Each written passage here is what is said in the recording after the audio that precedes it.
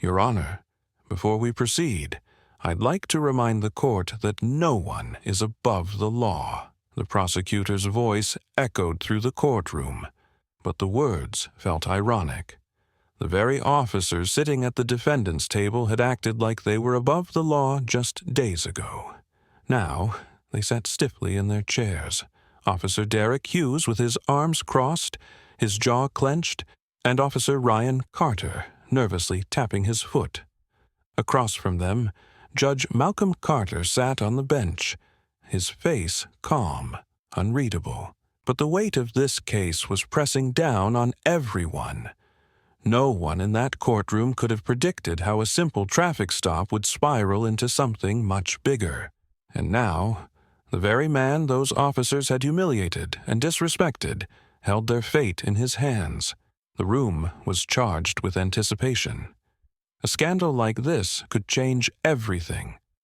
"Proceed," Judge Carter finally said. The truth was about to be revealed, and once it was, nothing would ever be the same. Before we dive in, comment where you're watching from and subscribe for more gripping real-life inspired stories. Because what happens next? You won't believe it. A heavy silence filled the courtroom as the prosecutor stood, straightening her papers before addressing the judge. Judge Malcolm Carter gave a slight nod, signaling her to proceed. His expression was calm, controlled, revealing nothing of the storm brewing beneath the surface. The irony of the moment was not lost on him. Just days ago, he had been standing on the other side of the law, a target of racial profiling, humiliated by the very men now seated at the defendant's table. Officer Derek Hughes, and the lead officer in question, sat with his jaw clenched, arms crossed over his chest, his entire demeanor screaming defiance. He was a tall, broad-shouldered white man in his mid-40s, his face hardened from years of unchecked authority. His piercing blue eyes scanned the courtroom, searching for an escape, one that didn't exist. Next to him sat Officer Ryan Carter, much younger, barely in his 30s, shifting uncomfortably in his seat. His eyes darted between his lawyer and the judge, sweat beading on his forehead. Unlike Hughes, he wasn't built for this kind of pressure. He had followed orders blindly, but now, facing real consequences, the weight of his actions crushed him. The courtroom itself was grand, high ceilings, wooden benches, and walls lined with towering bookshelves filled with legal volumes. It was a place where truth was supposed to triumph, where justice was supposed to be blind. Yet the irony of this very moment painted a different reality. The same officers who once held power over others were now at the mercy of the system they had abused. The jury sat in quiet observation, their faces a mix of curiosity and disbelief. The public gallery was packed with reporters, legal observers, and citizens eager to witness the downfall of men who had long believed they were untouchable. Judge Carter, a tall, dignified black man in his late 50s, had spent his entire career fighting for fairness in a system designed to work against people like him. His presence commanded respect. His sharp, brown eyes moved between the two officers, his fingers resting lightly on the wooden gavel. He had seen men like Hughes before, officers who wielded their badges like weapons, assuming their authority would protect them from consequences. And then there was Ryan Carter, less confident, more unsure, but complicit nonetheless. Taking a deep breath, the judge's mind briefly flashed back to that night, the rain tapping against his windshield, the blinding red and blue lights in his rearview mirror, the cold demand from Officer Hughes to step out of the vehicle. He could still hear the arrogance in the officer's voice, the way he had spoken down to him, assuming he was nothing more than another black man to control. Even when he had revealed his identity, Hughes hadn't backed down. He had doubled down, daring to challenge a man who understood the law far better than he ever could. Now, here they were, the roles reversed. The silence in the room was deafening as Judge Carter finally leaned forward, clasping his hands together. His voice, calm yet firm, cut through the tension. The court will now hear the charges against Officers Derek Hughes and Ryan Carter for unlawful detention, racial profiling, and abuse of authority. A murmur spread through the room. Cameras flashed. The defendants shifted in their seats. The stakes were clear. This trial wasn't just about one night. It was about a system that had allowed men like Hughes to thrive unchecked. Hughes scoffed, shaking his head, whispering something to his lawyer. But Judge Carter caught it. He had seen that look before. The refusal to accept accountability, the arrogance of a man who still believed he was above the law. The prosecutor cleared her throat and stepped forward, locking eyes with Hughes. "Let's start from the beginning, Officer Hughes. Walk us through what happened that night, in your own words." The courtroom fell silent once more. Everyone waited for his response, knowing that whatever he said next could change everything. The battle had begun. A tense silence gripped the courtroom as the prosecutor's voice rang out. "Let's start from the beginning, Officer Hughes. Walk us through what happened that night, in your own words." Officer Hughes sat stiffly, shifting in his chair. His jaw tightened as he leaned slightly toward the microphone. He had been in tough situations before, but never like this. Never with his career, his reputation, his authority hanging by a thread. He cleared his throat, forcing a smirk, trying to regain control. It was a routine stop, Hughes said flatly, his tone laced with forced indifference. "We saw a vehicle driving slow in an upscale neighborhood late at night. Given the circumstances, we had reason to believe the driver might be suspicious, possibly lost or even scouting the area for criminal activity." The words hung in the air. Judge Carter remained still, his face unreadable. The jury exchanged glances. The prosecutor arched an eyebrow. "Suspicious?" she repeated, stepping closer. "And what exactly made the driver suspicious? The car? The neighborhood? Or the fact that the driver was a black man?" A murmur spread through the courtroom. Hughes's smirk faltered for the briefest second. He cleared his throat again, shifting in his seat. "Race had nothing to do with it," he insisted. "It was simply about ensuring public safety." Judge Carter finally spoke, his deep voice cutting through the courtroom like a blade. "And yet, Officer Hughes, as you well know, the driver you stopped was me, a sitting judge, a man who has lived in that neighborhood for over 10 years. So, tell me again, what made me suspicious?" A heavy silence followed. Hughes' fingers clenched into a fist on the table. His lawyer leaned in, whispering something, but Hughes barely reacted. His pride wouldn't let him back down. The prosecutor seized the moment. She turned to the jury, her voice steady and commanding. "Let's review the facts. Officer Hughes and Officer Carter pulled over Judge Malcolm Carter without cause. When asked for the reason, they gave vague, shifting explanations. But when Judge Carter presented his judicial ID, identifying himself as a sitting judge, instead of acknowledging their mistake, Officer Hughes escalated the situation. "Isn't that right, Officer Carter?" All eyes turned to Ryan Carter, the younger officer. His face was pale, his hands clasped tightly together. His breathing was uneven. Unlike Hughes, he wasn't used to this kind of scrutiny. He had spent his entire career following orders, never questioning them. But now, faced with the consequences of those orders, he was breaking. "Officer Carter," the prosecutor pressed. He hesitated, his lips parting slightly as if he wanted to speak, but then he glanced at Hughes. The older officer's glare was sharp, warning. A bead of sweat rolled down Carter's temple. Judge Carter watched closely, his expression giving away nothing. He had seen this dynamic before.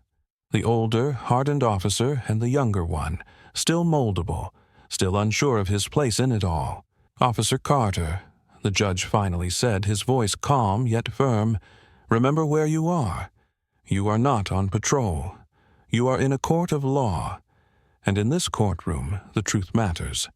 So I ask you again, what happened that night?" Ryan Carter swallowed hard. His fingers gripped the table as he exhaled sharply. Then, his voice barely above a whisper, he said, "We profiled him." A gasp rippled through the courtroom. Reporters scribbled furiously. Hughes shot Carter a deadly look, but it was too late. The younger officer had cracked under the weight of truth. The prosecutor stepped forward, seizing the moment. "What do you mean by that, Officer Carter?"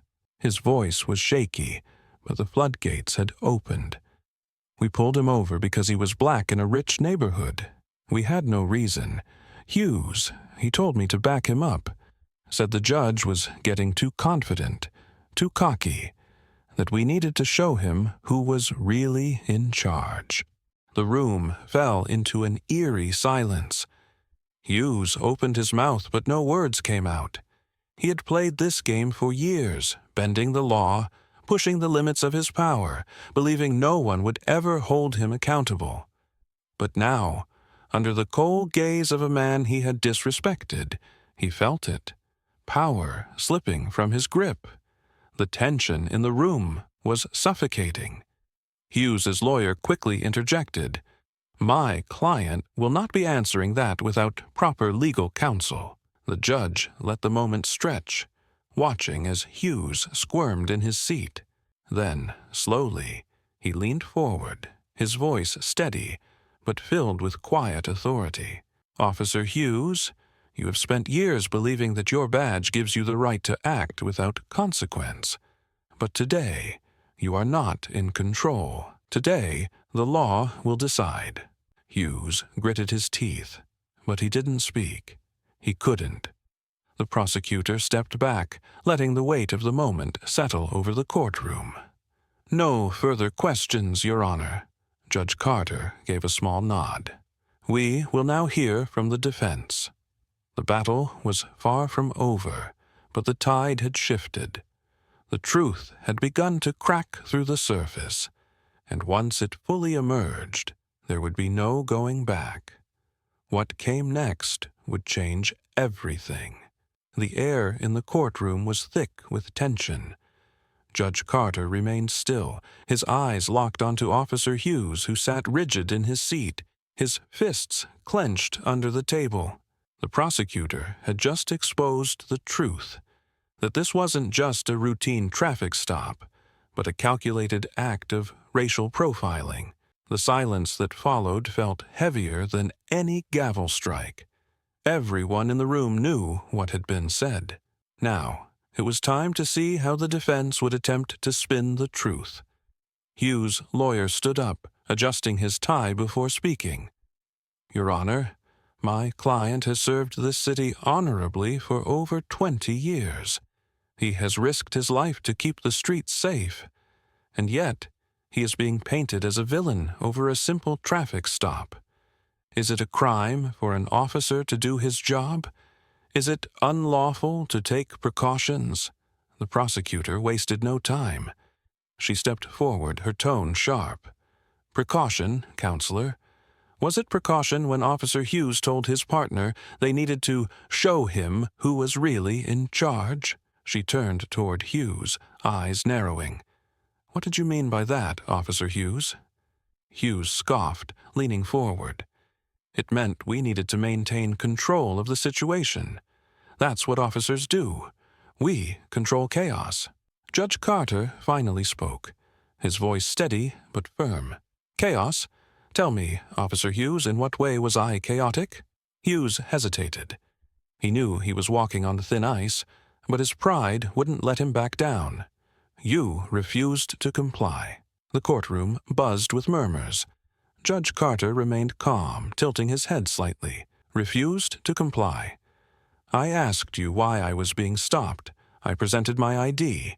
I identified myself. Tell me, what exactly did I fail to comply with?" Hugh's lawyer quickly interjected. "Your Honor, my client does not have to answer that."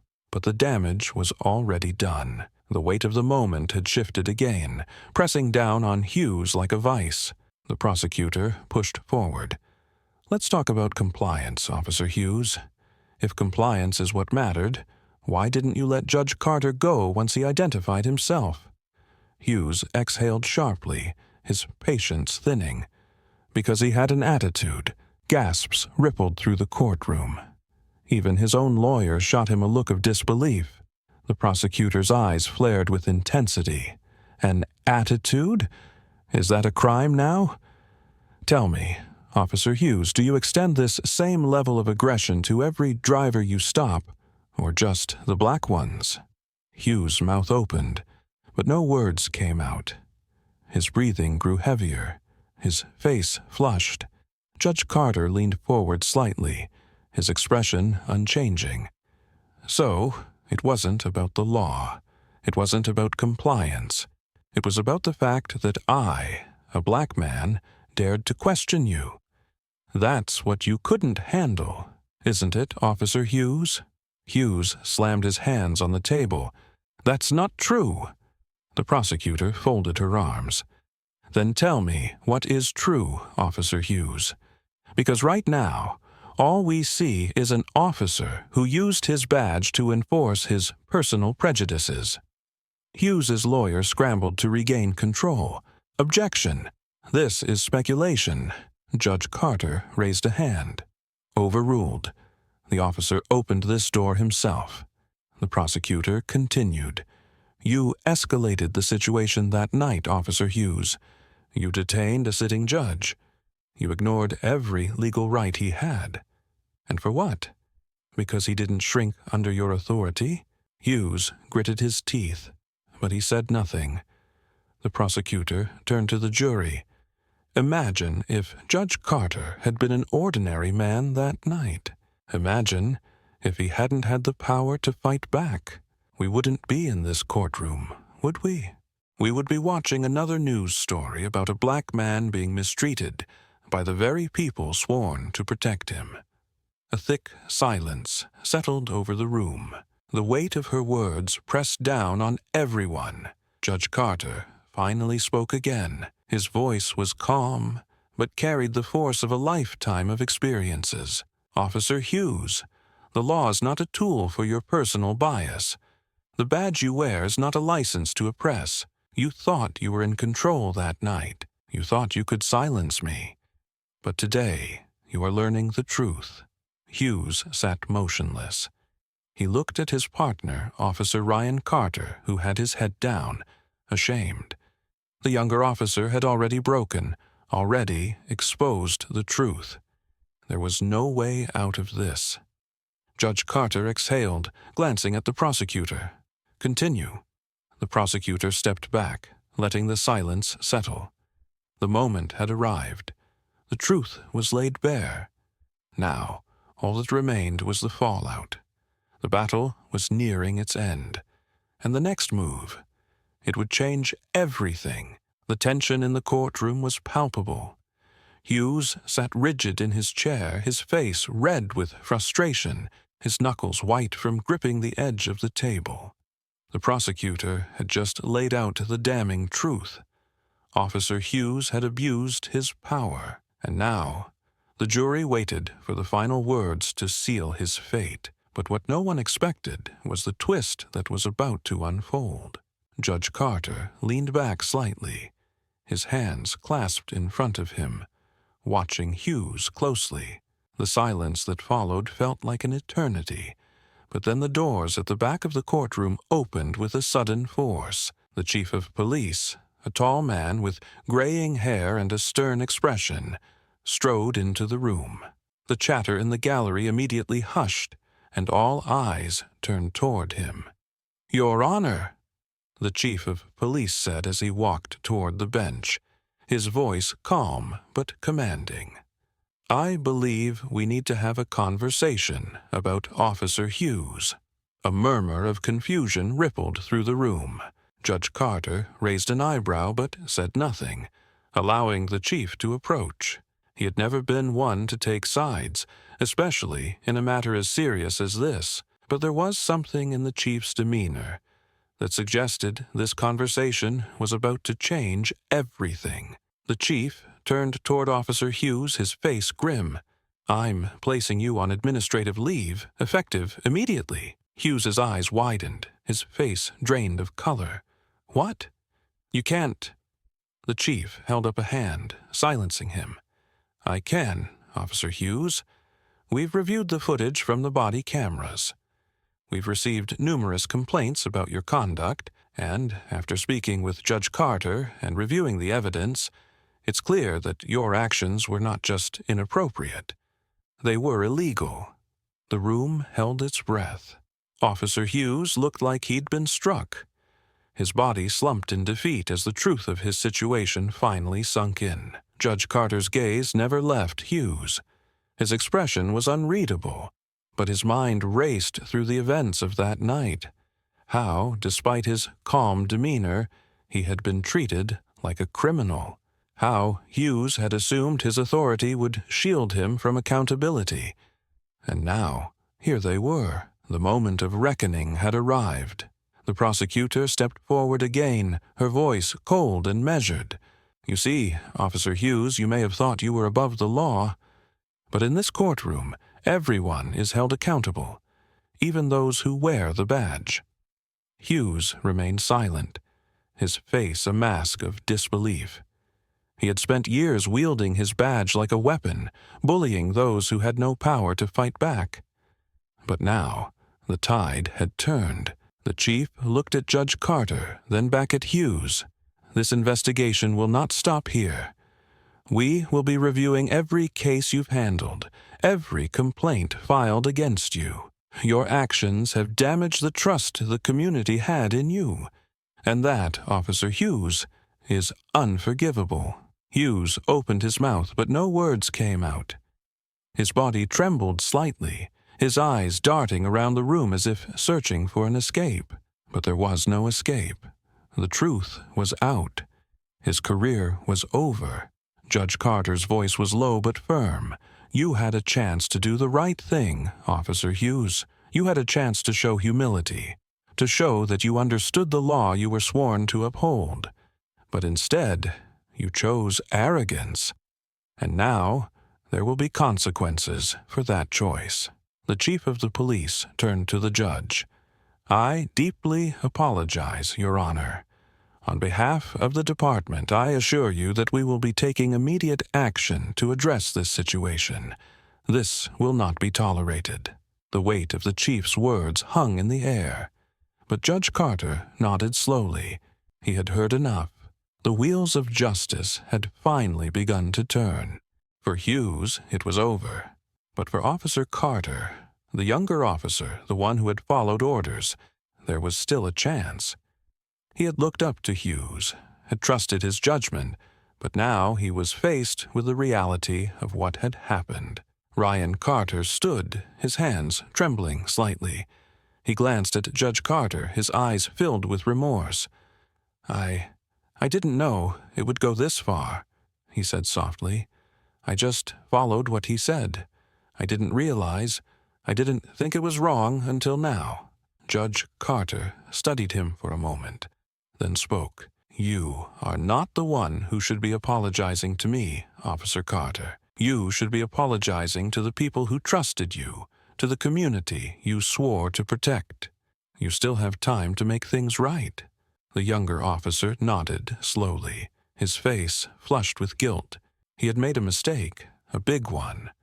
But unlike Hughes, he had a chance to learn from it.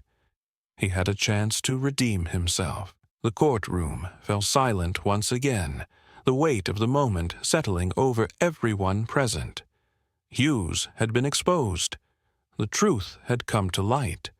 And now the consequences would follow. But for Judge Carter, this was just one small victory in a much larger fight. The battle for justice was far from over, and as he looked around the courtroom, he knew this case would serve as a powerful reminder. No one, no matter their position, was above the law. As the judge prepared to move forward with the next phase of the trial, the message was clear. This was a turning point. And for Hughes, it marked the end of his reign of authority. The courtroom remained silent, the weight of the chief's words still lingering in the air.